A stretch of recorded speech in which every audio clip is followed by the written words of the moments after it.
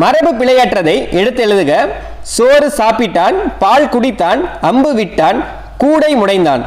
எது வந்து மரபு பிழையற்றது அப்படின்னு கேட்டிருக்காங்க. சோறு சாப்பிட்டான் அப்படின்றது சரியானு பாருங்க. சோறு சாப்பிட்டான் வராது, சோறு வந்து உண்டான் அப்படின்னு சொல்லுவாங்க. சோறு உண்டான். பால் குடித்தான் அப்படின்னு வராது, பால் வந்து பருகினான். அதே மாதிரியே அம்பு விட்டான் அப்படின்றது தப்பு, அம்பு வந்து எய்தான் அப்படின்னு சொல்லணும். சரியானது என்னன்னு பார்த்தீங்கன்னா கூடை முடைந்தான் அப்படின்றது சரியானது. மரபு பிழையற்றதை எடுத்து எழுதுக. மயில் அலரும், கோழி கூவும், எருது எக்காலமிடும், காகம் கத்தும். எது வந்து மரபு பிழையற்றது அப்படின்னு கேட்டிருக்காங்க. சரியானது வந்து எருது எக்காலமிடும், இதுதான் சரியானது.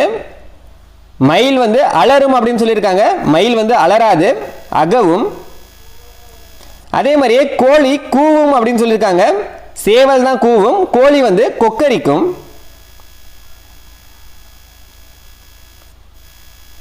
காகம் கத்தும்னு சொல்லியிருக்காங்க, காகம் வந்து கரையும். சரியானது சி தான் சரியானது. மரபு தொடரின் பொருளை கண்டறிக. கொடி கட்டி பறத்தல், கொடியை கட்டுதல், புகழ்பெற்று விளங்குதல், பறக்க நினைத்தல், ஆசைப்படுதல். இதுக்கு சரியான பொருள் என்ன வரும்னா, ஒருவர் வந்து ஒரு துறையில புகழ்பெற்று விளங்குறாருன்னா அவரை கொடி கட்டி பறக்கிறாரு அப்படின்னு நம்ம சொல்லுவோம். அதை தான் இதில் சொல்லியிருக்காங்க. கொடி கட்டி பறத்தல் அப்படின்றது புகழ்பெற்று விளங்குதல். ஆங்கில சொல்லுக்கு நேரான தமிழ் சொல்லை அறிதல். கான்டினென்ட், கான்டினென்ட்னா கண்டம். ஆங்கில சொல்லுக்கு நேரான தமிழ் சொல்லை எழுதுக. கான்வர்சேஷன், உரையாடல். அடுத்ததும் ஆங்கில சொல்லுக்கு நேரான தமிழ் சொல் தான் கேட்டிருக்காங்க. ஆர்த்தோகிராஃபி, ஆர்த்தோகிராஃபினா எழுத்திலக்கணம். ஒளி மற்றும் பொருள் வேறுபாடு அறிந்து சரியான பொருள் அறிதல். உடலின் உறுப்பு, உடலின் உறுப்பு வந்து தலை. மனித உடலின் உறுப்பை குறிப்பது இந்த தலை தான். இந்த தலை அப்படின்றது என்னன்னா கட்டுதல்.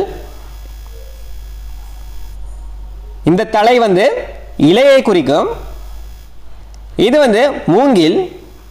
கலை அப்படின்றது மூங்கில். இதில் என்ன கேட்டிருக்காங்க, உடலின் உறுப்பு என்ன அப்படின்னு கேட்டிருக்காங்க, தலை.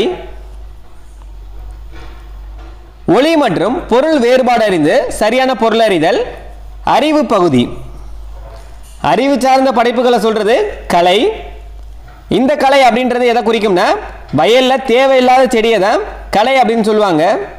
இல்லை கேட்டிருக்கிறது அறிவு பகுதி. இது சரியானது வந்து இந்த கலை.